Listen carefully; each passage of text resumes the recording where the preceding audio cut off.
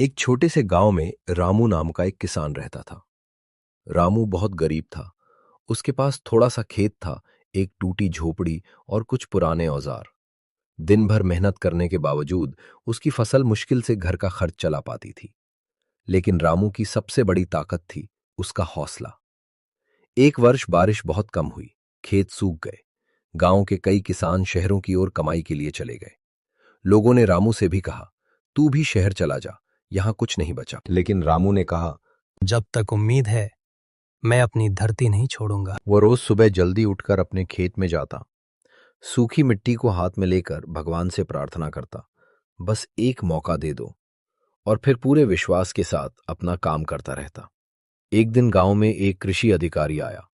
उसने किसानों को नई तकनीकों के बारे में बताया, कम पानी में खेती कैसे करें, मिट्टी को कैसे बेहतर बनाएं।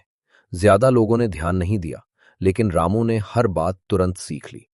उसने अपने खेत में नई तकनीक अपनाई, टपक सिंचाई, ड्रिप इरिगेशन, जैविक खाद और मिट्टी बचाने की विधियां। धीरे धीरे उसके खेत में हरियाली लौटने लगी। कुछ महीनों बाद वही खेत जिसने सूखे की मार से दम तोड़ दिया था, अब लहलहाने लगा। फसल इतनी अच्छी हुई कि गांव वाले हैरान रह गए। रामू की मेहनत और सीखने की चाह ने उसे गांव का सबसे सफल किसान बना दिया। लोग उससे सलाह लेने आने लगे।